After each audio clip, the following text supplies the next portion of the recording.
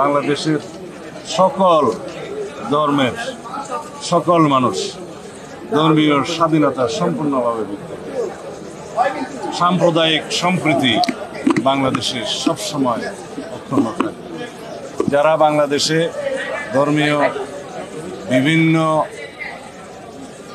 সম্প্রদায়ের লোক বলে আখ্যায়িত হতে চান, আমি তাদেরকে বলবো, আমরা এখানে সবাই বাংলাদেশি নাগরিক, সবাই বাংলাদেশের সিটিজেন, সবাই সমভাবে বাংলাদেশের সকল অধিকার ভোগ করে। এখানে কোনো সংখ্যালঘু এবং সংখ্যাগুরু থাকবে না। আজকের নতুন প্রেক্ষিতে, নতুন পরিপ্রেক্ষিতে, একটা পরিবর্তিত পরিস্থিতিতে সেলফিনের মাধ্যমে বিদ্যুৎ, পানি, গ্যাস সহ যে কোনো ইউটিলিটি বিল দেওয়া যায় নির্ঝঞ্ঝাটে। সেলফিন, আগামীর ব্যাংকিং। গণবিপ্লবের পরবর্তীতে, গণ আন্দোলনের পরবর্তীতে নতুন যে স্পৃহা, নতুন যে আকাঙ্ক্ষা, নতুন যে অভিপ্রায় সমগ্র জনগণের মাঝে সৃষ্টি হয়েছে, সেই অভিপ্রায়, সেই আকাঙ্ক্ষাকে বাস্তবায়নের জন্য আমরা সকল ধর্মের মানুষ, সকল শ্রেণীর মানুষ এবং সকল পর্যায়ের মানুষ আমরা ঐক্যবদ্ধ থাকি বাংলাদেশকে একটি অগ্রগতির দিকে নিয়ে যাব, সমৃদ্ধ বাংলাদেশ গঠনের দিকে নিয়ে যাব। সংস্কারের প্রশ্নটা আজকে এই মাজারের সাথে বোধহয় একই সাথে যায় না, তারপর আপনি প্রশ্ন করেছেন বলি।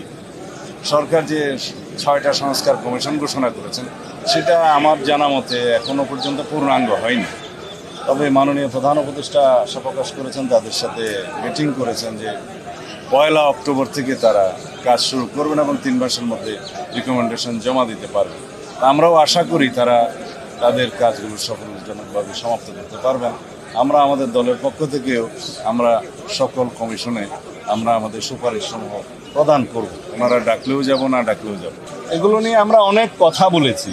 আজকে বিদেশে বসে পতিত স্বৈরাচারের, ফেসিবাদের যিনি দণ্ডমুণ্ড, তিনি অপারেট করছেন বাংলাদেশের ভিতরে যাতে অস্থিরতা সৃষ্টি করা যায়, কিন্তু বাংলাদেশের মানুষ কোনো রকমের ষড়যন্ত্রকে বাস্তবায়ন হতে দিবে না।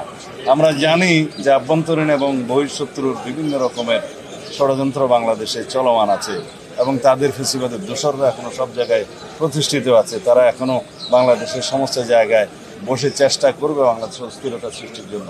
কিন্তু গণ আন্দোলনের যে আকাঙ্ক্ষা, গণবিপ্লবের পরবর্তী মানুষের যে অভিপ্রায় এবং মানুষের মধ্যে যে উচ্ছ্বাস সৃষ্টি হয়েছে, তার মুখে সব কিছু ভেসে যাবে।